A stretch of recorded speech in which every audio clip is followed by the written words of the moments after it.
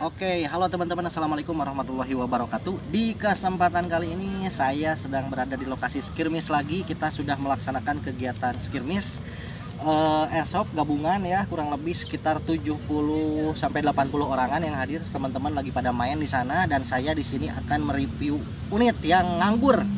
Nah, ini adalah unit apa ya? Modelnya saya kurang ini kelihatan sepintas, ini modelnya seperti PSR atau M24 juga, mirip-mirip lah ya. Saya nggak bisa menyebutkan ini modelnya apa karena terus terang ini adalah unit handmade ya, full handmade, jadi ini bukan produksian pabrikan. Nah, oke, seperti ini panjangnya kurang lebih sekitar 1 meter berapa ya, kurang lebih 1,20 meter lah, kurang lebih panjangnya 1,20 meter. Beratnya kurang lebih mungkin sekitar 3 kg. Ini cukup berbobot juga ya. Pertama saya lihat yang punya unit ini ketika menenteng unit ini kembali ke safety zone, saya kira ini adalah PSR ya. Tapi pas saya lihat-lihat kok magasinnya ini pakai magasin M16 ya, seperti ini. Ini magasin M16A1 Vietnam, magasin AEG. Dan setelah saya pegang dan saya tanyakan, ternyata ini adalah unit handmade. Kita bahas dulu dari materialnya. Nah, si material popornya ini, si bodinya ini terbuat dari kayu. Oke, terbuat dari kayu. Jika misalkan popor pabrikan itu di bagian belakangnya ini karet ya, di sini ini sama kayu juga seperti ini. Jadi cuma dikasih coakan gini doang, dikasih variasi seolah-olah ini terlihat seperti karet ya, karena warnanya kontras, warna hitam seperti ini. Padahal ini aslinya kayu. Kemudian di sini motifnya, kalau saya lihat-lihat ini motifnya ini motif woodland ya, seperti BDU yang pernah saya gunakan di video sebelumnya. Ini motifnya woodland, tapi kalau dilihat lagi dengan seksama di sini ada perpaduan apa ya disebutnya, seperti ini nih, yang seperti sisik ular kayak gini. Krypton apa gitu, motif loreng-loreng kayak ular gini. Jadi ini perpaduan antara motif woodland dan motif sisik ular kayak gini. Lanjut kita ke bagian si mekanisme lah ya. Nah, di komponen maksudnya. Di sini jika biasanya di unit-unit pabrikan ini materialnya terbuat dari ABS plastik, kalau ini dari PVC. Jadi ini semacam handmade, dibentuk sedemikian rupa kemudian ditempelkan ke sini seperti ini. Dan mekanisme dalamnya pun jika biasanya di unit pabrikan materialnya metal, ini materialnya PVC. Ini triggernya PVC, tuh handmade kelihatan seperti ini. Sekilas kalau dari jauh ini seperti unit pabrikan, tapi kalau dideketin ini terlihat ini unit handmade ya. Oke, sip. Nah, kita bahas dulu aksesorisnya.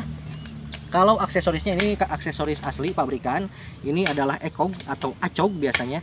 Ini kebetulan ECOG-nya yang solar cell, jadi kita nggak perlu isi baterai atau nyala-nyalain. Ketika isi ECOG ini ada di bawah sinar matahari, ini langsung nyala ya. Ada titiknya, kelihatan nggak? Hah? Ada titik merahnya? Enggak. Hah? Enggak. ada ini, ada titik merahnya. Nah, ini untuk menzeroingnya. Oh, iya. Untuk menzeroingnya yang bagian atas ini untuk naik turun si red dotnya, kemudian yang bawah yang bagian samping sebelah kanannya ini untuk geser kiri kanannya. Oke, kita kesampingkan aksesoris.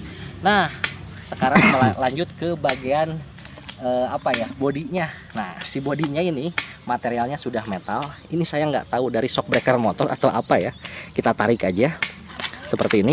Nah, ini kebetulan sudah terisi BB ya. Ini hampir sama seperti piston atau silinder pabrikan kayak gini. Nah, ini nggak tahu nih pipa berapa milimeter ya.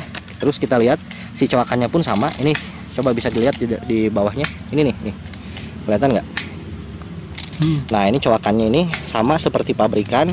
Kemudian jika pabrikan material bodinya ini logam, di sini materialnya PVC atau pipa paralon. Ini materialnya pipa paralon. Setahu saya ini mereknya Maspion.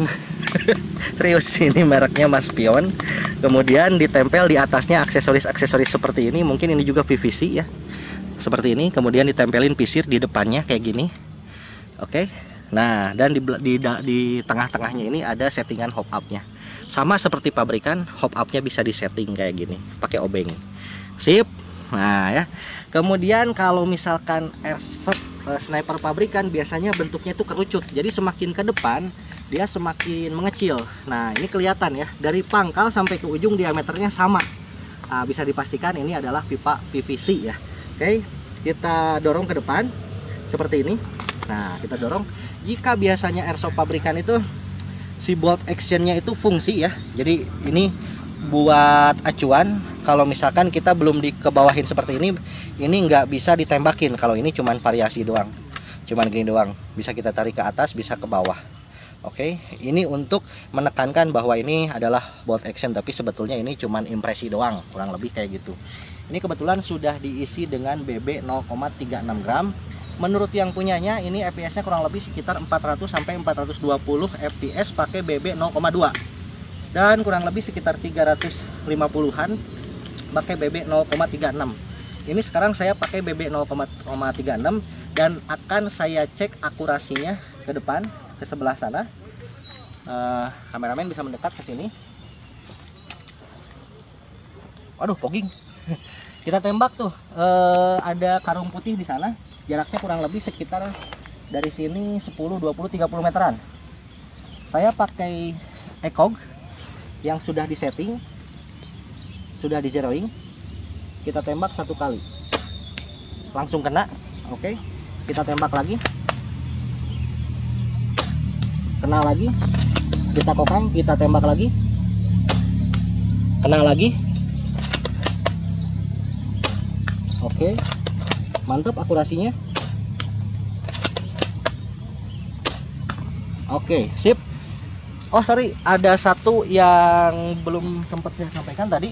Jadi jika biasanya unit-unit airsoft spring pabrikan itu ketika si BB-nya atau magazinnya masuk ke sini, posisi chambernya ada di sebelah sini.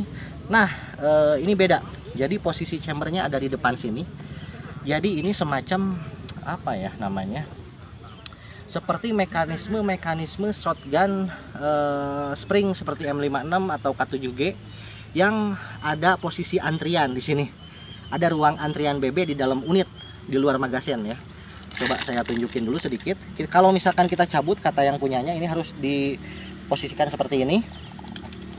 Kalau misalkan kita posisinya kebalik, ini langsung jatuh katanya si BB-nya karena di sini ada antrian BB di dalam unit ini. Waduh, susah Gimana, weh? Nah, gampang itu kata yang punya. Tuh, ada antrian BB di sini. Nah, di sini. Jadi ini bukan chamber ya. Jadi chambernya bukan di area sekitar sini. Dari sini mungkin ada semacam pipa atau lajur ke depan sini. Nah, ke depan sini, BB-nya ngantri ke sini, masuk ke chamber ke situ. Oke, kita buang dulu yang ini. Kemudian kita masukin lagi si magazinnya. Ini magazinnya pun magazin kerek ya. Jadi kita nggak akan kehabisan BB pada saat gameplay ya. Mantap ini. Aduh, sekarang kita cek jaraknya ya. Kurang lebih mungkin sekitar 50 meteran lah ya. Coba dibidik ke area tuh dari sini nih, biar bisa kelihatan. Rumput kelihatan? Enggak. Hah? Habis deh. Oh, dikerek, sorry. Kita bisa kerek lagi kalau misalkan kehabisan BB. Ini dari bawah sini. Seperti ngerek unit AEG ya. Sama.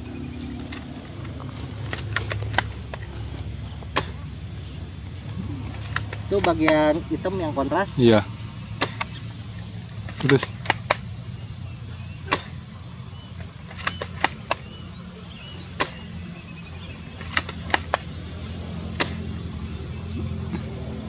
kurang lebih kayak gitulah ya. iya, nggak ini. Saya juga kurang kelihatan terus terang ini karena Google-nya fogging. Jadi nggak terlalu kelihatan. Kemudian dari suaranya ya. Ini suaranya empuk banget meskipun tanpa peredam, karena memang mungkin ini diakibatkan karena si kompresi pistonnya yang padat. Perkiraan mungkin seperti itu. Saya coba tembakin ke udara.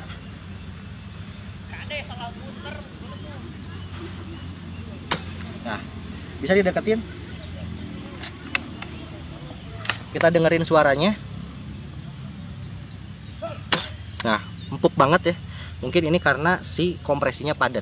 Kemudian kata yang punyanya untuk membuka unit dari popornya, jika biasanya unit-unit pabrikan dibukanya itu dari sini, ada semacam skrup dari sini, dari sini, dari sini. Nah, ini bukanya dari sini. Dan ini pun bukan skrup ya. Ini semacam pin. Kita bisa cabut di bagian sini, cabut, kemudian si bodinya terbuka dari popornya. Kurang lebih seperti itu. Oke, dan seperti inilah penampakan impresinya secara keseluruhan dari jauh. Ini bagian sebelah kanannya, kemudian ini bagian sebelah kirinya. Oke. Dan jika saya bidik ke depan, seperti inilah impresinya. Dan jika dari belakang, kurang lebih kayak gini impresinya. Oke, mantep banget ya. Oh iya, ini harganya juga saya kurang tahu berapa.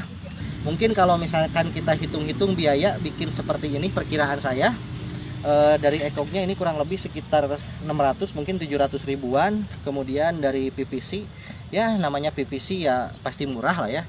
Kita nggak akan habis sampai 200 ribu. Ini sama ini semua nggak akan habis 200 ribu. Make 200 ribu, 7, 8, 900 ribu. Popor 900, popor paling 200. Kalau misalkan kita pakai jasa pembuat popor mungkin sekitar 200 sampai 300 ribu. 7, 8, 9, 10, 11, 12 juta 200.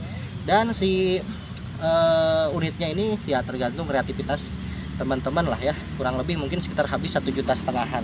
Tapi bukan bicara nominal, kalau di sini bicaranya kreativitas ya. Jadi nggak tahu itu pinter-pinter teman-teman untuk bikin unit seperti inilah ya. Oke, mungkin segitu aja dulu review dari saya tentang unit sniper handmade ini. Mudah-mudahan bisa menginspirasi teman-teman semuanya. Saya pamit, mohon maaf apabila ada kekurangan dan salah-salah kata. Sampai jumpa di video-video selanjutnya. Assalamualaikum warahmatullahi wabarakatuh.